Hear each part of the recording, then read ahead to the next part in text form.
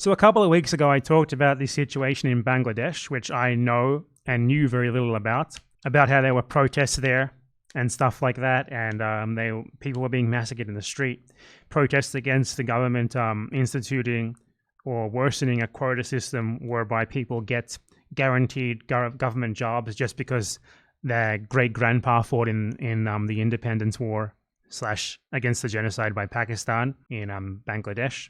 The protests continued even after that system was removed because people were just fed up with the government, which from what I understand has been in power for an extremely long time. And the Prime Minister, Sheikh Hasina, fled the country, putting an end, according to the BBC, to her more than 2 decades dominating the country's politics. And then she landed in India.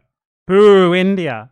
So after she resigned, the president, which usually is a pretty ceremonial role in countries that have a prime minister, but I guess he was left as the one who was in charge after that happened, and the president ordered I don't know who he is.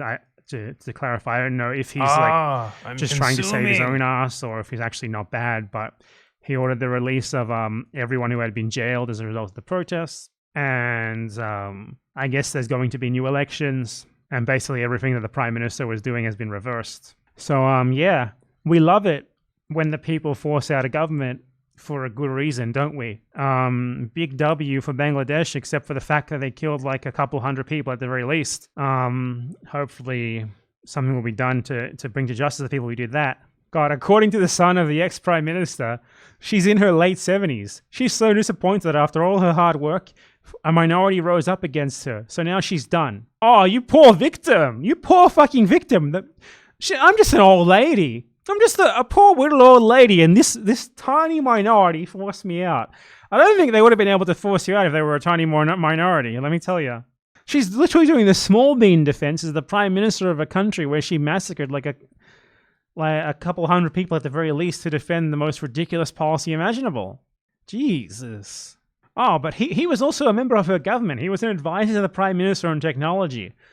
Well, no fucking wonder she wanted to defend a fucking nepotistic quota law.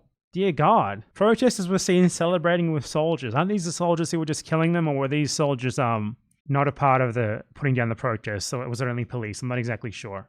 And I'm not going to look into it because I like to know nothing. I like to just be a streamer who makes shit up as he goes along. Anyway, yeah, this seems like a positive thing, and I hope it results in better things for Bangladesh, which is a country that exists outside of cricket, and I just learned this last week.